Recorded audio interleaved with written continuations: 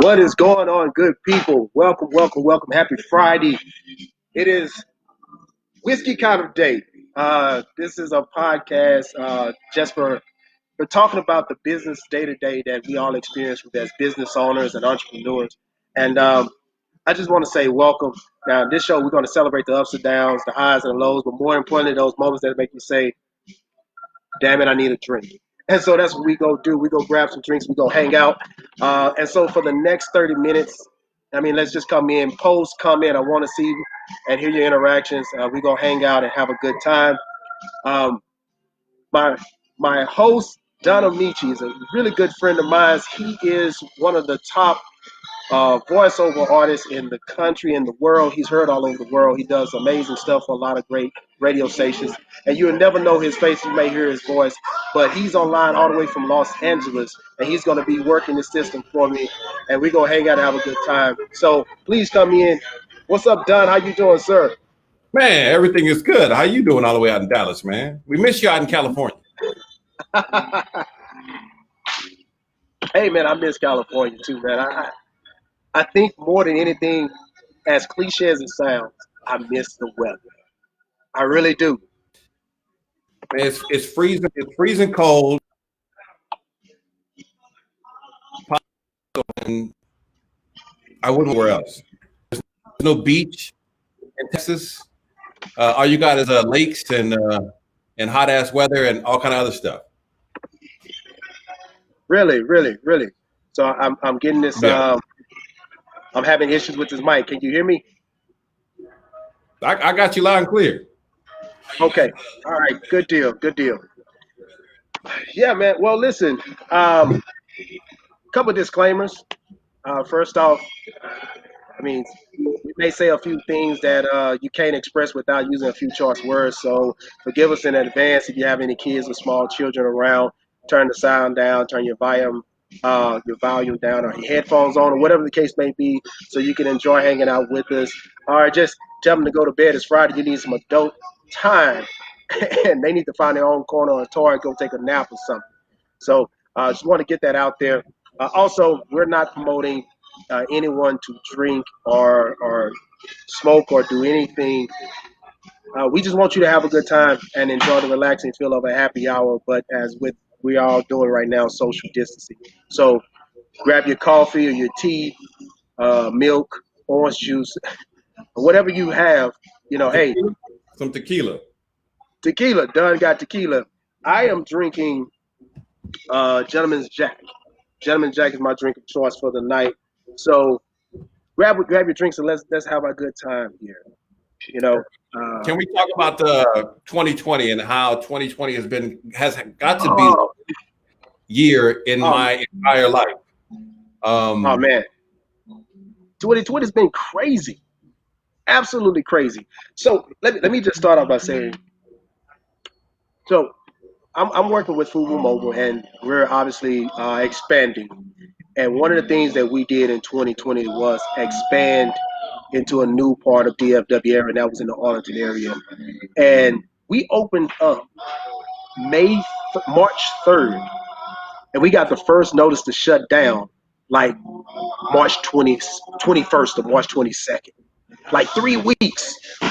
Oh my God. So we're now trying to figure out what exactly are we going to do? Like now the city is shutting down. We're in this middle of this we're in the beginning stages of this pandemic, and you don't really know what to expect at this point. So we ain't never really came out of lockdown. So you in Texas have more freedoms than we have out here. Everything is shut the fuck down. Matter of fact, I've had friends go back to and they say when they go out there that it's like there's no pandemic going on. Everybody walking out without a mask. Strip clubs are open. Everybody breathing. Wow. And now look at you. Come on back here and enjoy this good old lockdown like California getting right now. So Everybody gets back inside. how has business been during this whole? How have you been navigating business through this whole situation? Because it's definitely been a unique situation with a lot of business owners, especially the restaurants, open, close, open, close, open, close. Then you got these rules in place. Right. I went to Best Buy today, and they're piecemealing people in the store at a certain one at a time. This is whole new protocol. But how has it been for you? Wait. Best Buy was letting people in one at a time? One at a time, piecemealing it in. It's like the club. We had capacity. We got to wait for 3 people to leave. I'm gonna let y'all 2 in. I mean, we was dealing with the same thing. So I know we received a notice saying that we was part of the essential business list, released by Forbes magazine, and so obviously that was an exciting moment. We was like, yes, we don't have to shut down, and then it was like, oh no, but we're still in this. It didn't matter, like whether we was essential or not, we still had a day-to-day operation that we had to foot the bill for. Whether it was electrical that we was using, the water utility we was using, the rent still had to be paid because at this point in time, PPP being talked, EDIL, EID, I'm sorry. So we're sitting around trying to figure out, okay, we're essential, we stay open, but how do we function if everybody is still sitting inside their houses? That was a real moment of figuring out, as a business, what was really most important in your business to make it function. And were you out speaking about all these utility bills and stuff that you had to deal with for having an actual brick and mortar store? Were you able to renegotiate a lower lease with the building owner? Were you able to get some type of concessions with the electricity company? Because I know DWP out here were issuing grants to people to help them. Were you able to get any kind of concessions to kind of help these along? Because obviously the foot traffic is not coming into the store anymore. Hell no. Nah, man, we started reaching out to businesses, and I mean, I think the one thing that we did hear from was people were saying they wouldn't turn you off. So the electrical company said, well, if you can't make a payment, we're not going to turn you off, but we're going to keep running this bill. The water company was saying the exact same thing. My landlord is a whole nother story for another day, but yeah, we really didn't get that. We really didn't get any of that relief from everybody, from all the utilities and stuff like that. So here it is, we're essential, but we're a startup in a new market, and yet we still got the entire boatload of expenses. So so talk to me about that though. How has it been in this climate, a new startup, paying your bills? I mean, are we behind? Or are we barely keeping our head above water? Are we getting a little bit ahead? Or is it ebbs and flows of like, I get a massive amount of customers coming in, buying stuff, and then it just dries up? Man, it is a true juggle of necessity. Like literally every day, I'm looking through my books to make sure that I completely understand what's necessary for me to make it through the next week. And I'm not saying that, in a sense that I'm not paying bills or any of that. It's just I'm strategically looking at every single due date to make sure that I can cover that. And most importantly, I can cover payroll. Because for me, my biggest responsibility is to always make sure that my team gets paid. Whether we got 2 customers walking through the door, we got 200 customers walking through the door, I want to make sure that they get paid. So whatever that looks like for me at that point in time, they're priority number one. And then I start looking at everything else. And it's really, that's that, man, a juggle of necessities, um, week by week, day by day on. Wow. A lot of people really understand that payroll is a very hefty piece of expense when it comes to business. A lot of people don't know that the government taxes you. Absolutely.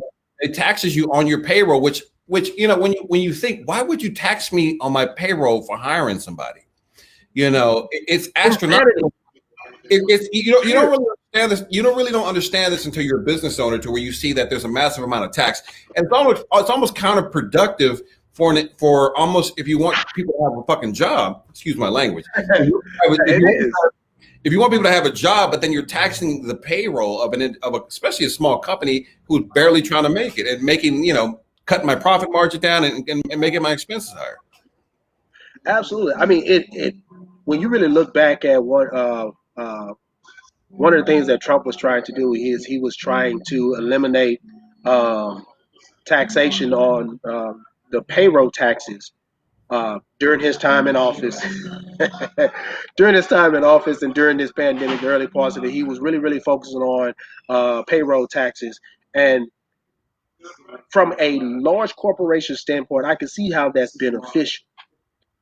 Because if you have 100, 500, 1,000 employees, and you're getting hit 200 and 300, $400, $500 of payroll per person, that adds up really, really fast.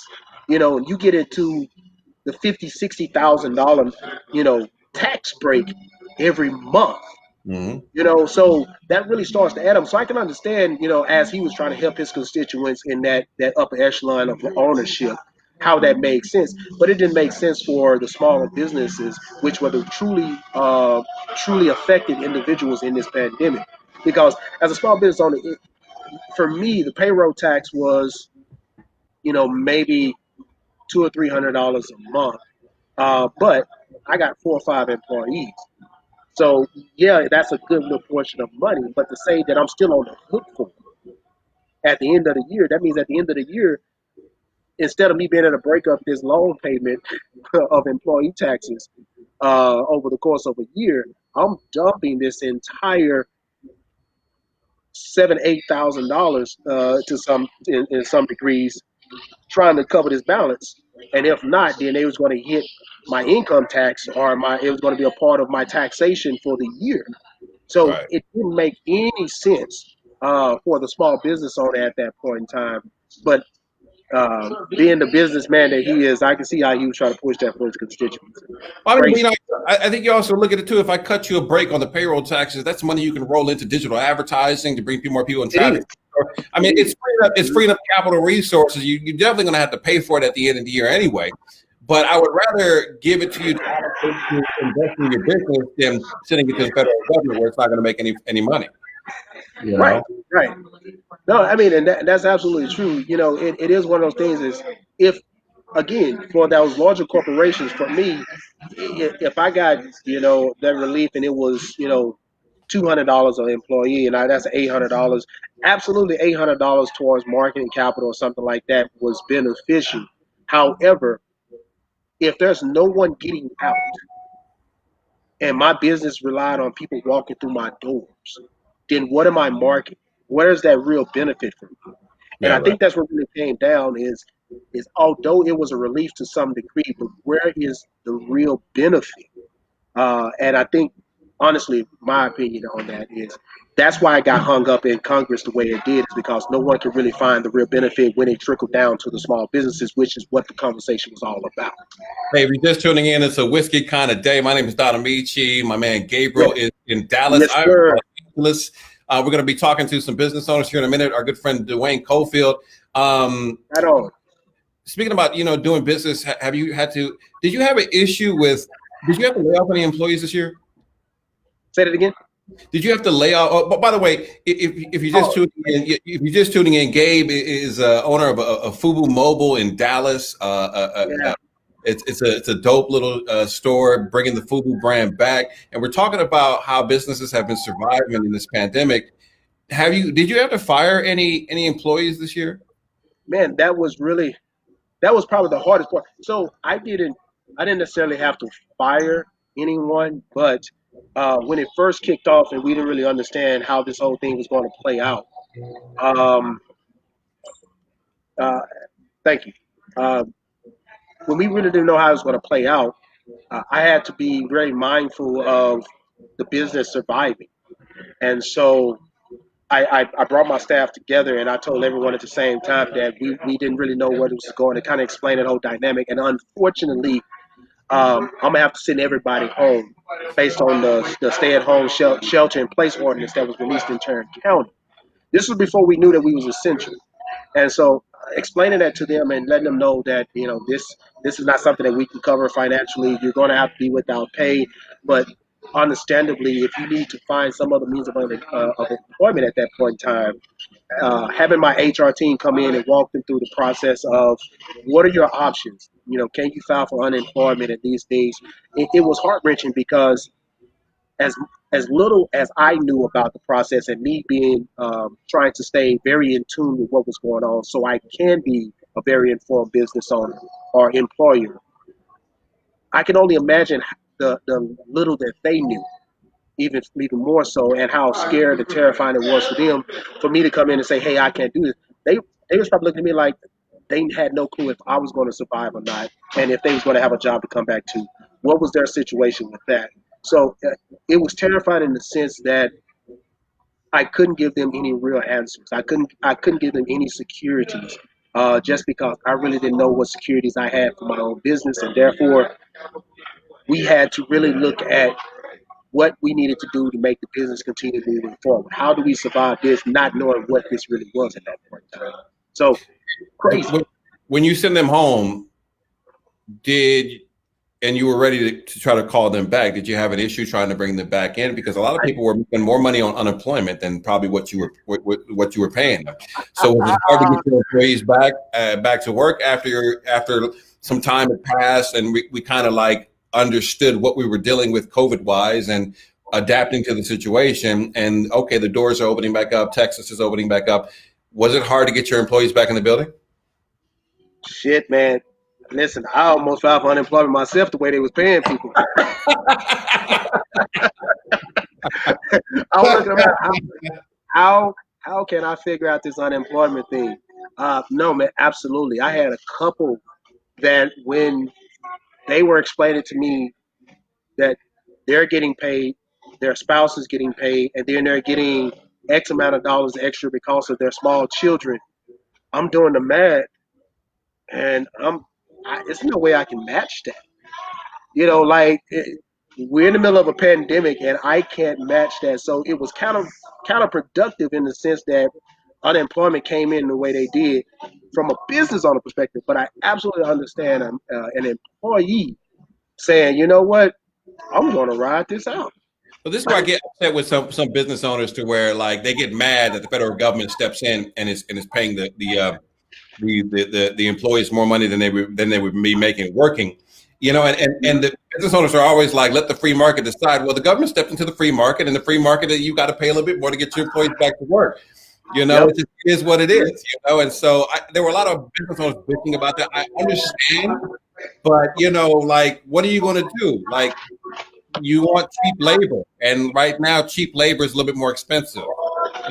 No, and that's the crazy part, man. Is really trying to maintain that whole state, the stability of the business, and not really being able to have the employee staff and managing that. Uh, I personally had to get into the store and be in the store 5 and 6 days a week. When before the pandemic, I was in the store maybe 3 days out of the week, and that really came down to the understanding of, again, we got to survive this thing, And so if I have to have less personal time to make sure this business continue to move forward, then that's exactly what I'm going to do. And uh, I look at it from a lead by example perspective. When I step in the door with these employees and I'm saying, hey, I understand that things are not as comfortable financially for you all the way around because we're not generating the traffic floor, the commissions are not flowing. But I want you to understand that I'm in this store with you every single day, trying to close every single deal right there with you to make sure that we all are eating. And that was a big part of what, me and my team here in DFW, we really sat down and sacrificed. We understood that we had to really step in and become a unwavering part of that business on a day-to-day basis. There was no longer any weekends. It was not. Hey man, what you doing this weekend? Oh man, I'm going to hang out. We're going to go do this. Is this? No, it's what you doing this weekend? I'm opening a store. Yeah. That's what it was, man. So Absolutely. Yeah, it's been tough for a lot of business owners. I want to bring in Duane Cofield, who has started two different businesses. Duane from Los Angeles, California. what's going on Duane, the way? Duane, I've known for years. He had a vision of a cannabis tour bus, and I do want to say the latest tour bus in the world. I've Where yet to be on this tour bus, but I hear it's amazing. I hear it's amazing. So not only did he start MedToursLA.com, where we take you around LA, show you a lot of the Hollywood hot spots, about a lot of the black movies where they were shot at. I think I've been on the tour. We went over to the swap meet. We went over to the Friday House. We went over to the jungles.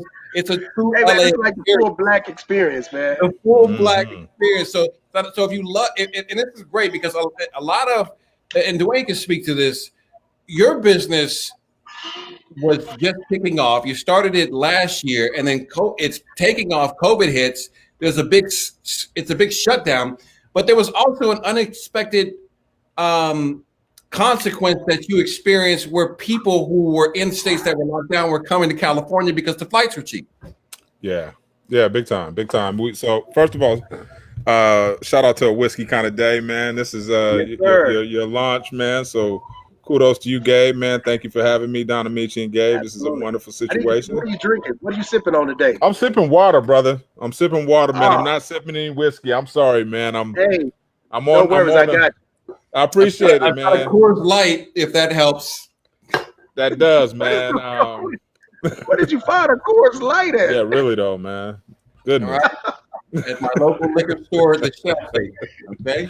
That's funny. But yeah, man. Oh, I didn't want to say one more thing. Duane also has a podcast, Drug Dealers to Businessmen, on every podcast streaming platform that you can possibly find, Apple, Google, whatever you can find it, wherever podcasts are at, you can find it. But how did COVID? It like all businesses, it kind of shut you down. But when it opened back up, how did it help? It was kind of an unexpected thing where people were coming to LA to get on the MedTours bus.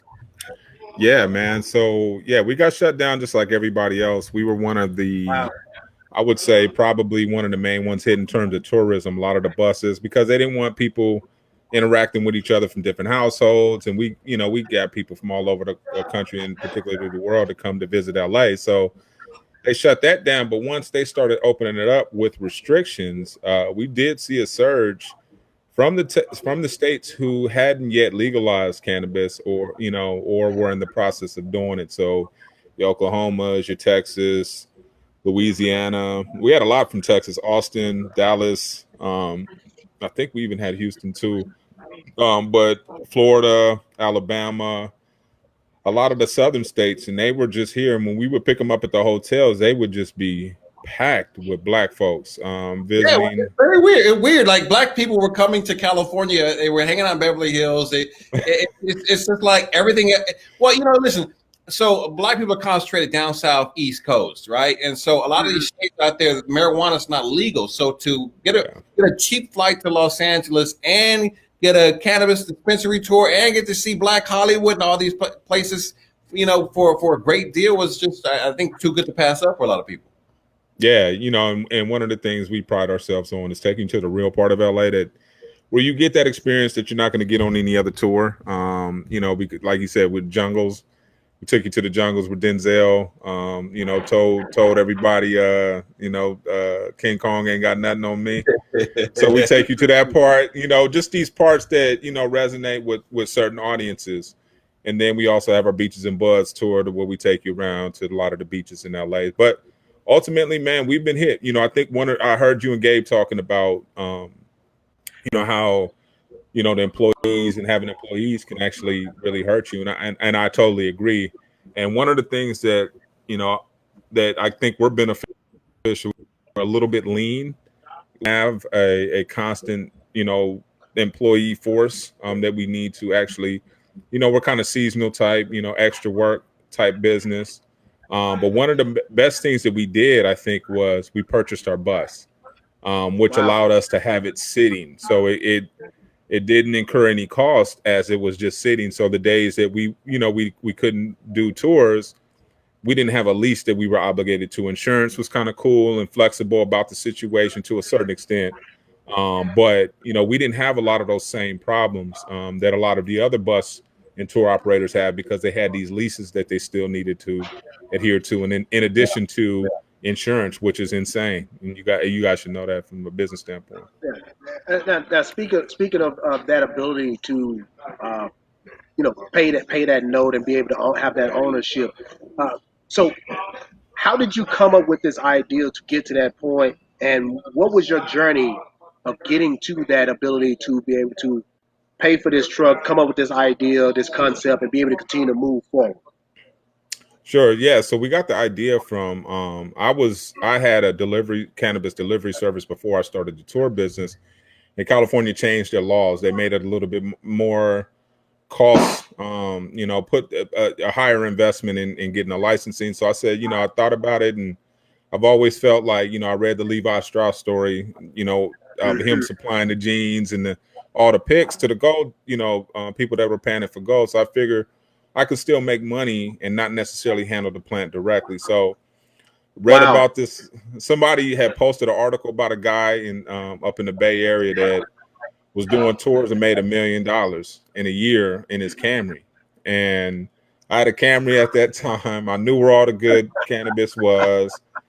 So I started in my Camry, man, 100%. Like my first tour was the people got in the back and they were like, "Is this your personal car?" And I'm like, "Hey, man, hustle made business right there." Hey, I got to prove the concept first, and before I make this hefty investment, let me prove the concept first. And, did a couple. Uber where you can come in a car and have a cannabis tour. Hey, man, I figured, it was new. I didn't hear anybody doing it. And I just, I think sometimes being naive to certain information helps you in business, because, when you know too many facts, man, you get paranoid and you get analysis paralysis. I mean, you know what I mean? So you won't move, but trigger shy. Yeah.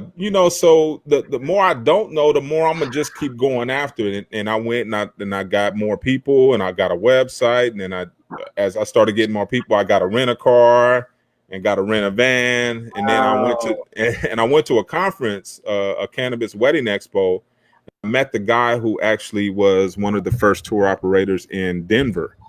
And he was like, the best advice I can give you, bro, is get own your bus as soon as you can.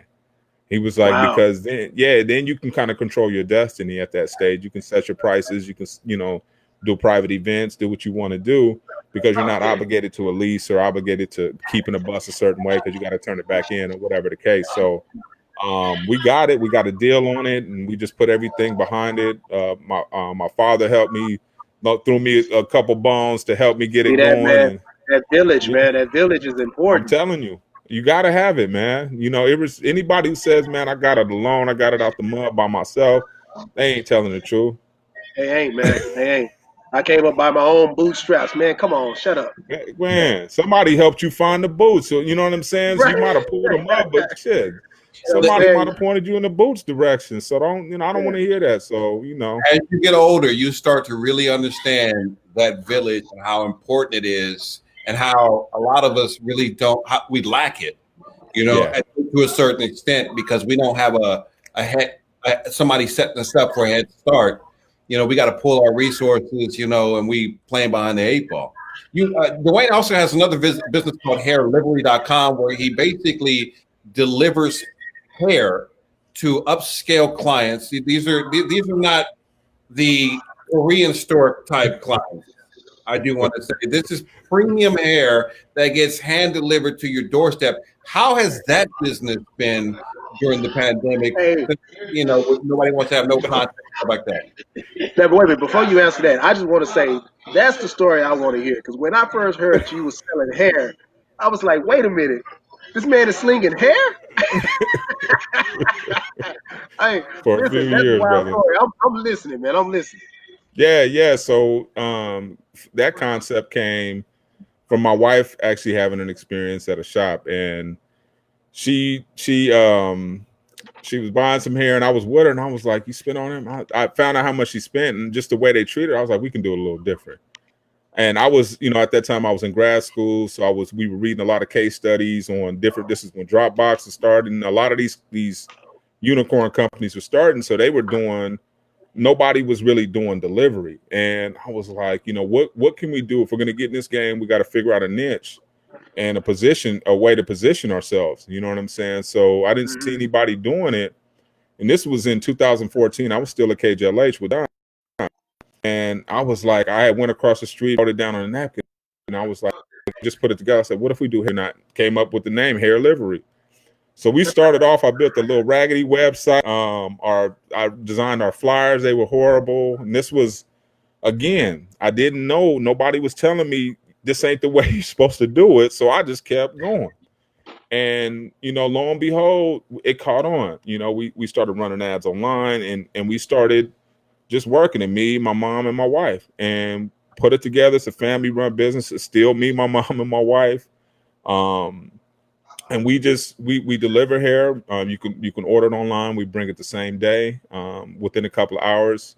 Whatever you want, different types, wigs, frontals, closures, the whole nine. So now let me ask you: Is this more of a e-commerce web-based purchasing process? Sure. Yeah, there's no in-person, so we reduce that risk. One, we reduce overhead, so we don't have overhead. And then also, a lot of these, this is LA, so a lot of the risk in terms of robbery and all that stuff is extremely high. A lot of these places get hit. So we factor that all in, and we were just like, you know what? We don't need a storefront. We'll bring what they need. We're not that type. We're not the kind of place that you're going to shop. We're more of a convenience tool. So when you're short, sitting in your chair, and you need an extra bundle in your girl's clothes, that's kind of where we kick in. You know what I mean? Oh man. So, we know our position. We know our position, which makes it a lot easier for us to be okay with where we are. Yeah, right. You don't want nobody running around half done, man. And that happens too. Female sitting in a chair, you didn't order some hair from wherever, and your stylist is like, girl, you need another bundle. There's a movie called Bad Hair. Not Good Hair, but Bad Hair. Not the movie with Chris Rock. This movie has Usher and a couple other things. You should watch it. It's almost like, I think it's a BET flick that you should watch. But it's called Bad Hair. It's hilarious. It's Little Shop of Horrors-esque, if I'm getting a little too old to say that. Really? Nice. Yeah. Nice. You just dated yourself. Nice. Yes, I dated myself. Well, listen, Duane, I want to thank you. We're going to wrap this first episode up with kind of day. Let's leave everybody with the business owners out there, or people who are looking to start a business, with a final thought on how to survive this pandemic. Duane, I start with you. Any advice you can offer anybody watching who has a business, started a business, on what they can do to take advantage of people staying at home right now? So the first thing I'll say is I read a quote that said, the best time to plant a tree was 20 years ago. The next best time to plant a tree is right now. So a business, you think about it, the best time you probably should have started was 20 years ago, but start right now. Whatever idea you're trying, this is the time to do it. People are at home. You can get in contact with folks. If you're doing podcasts, interviews, doing things like that, people are available because there's no shows, there's no nothing. Yeah.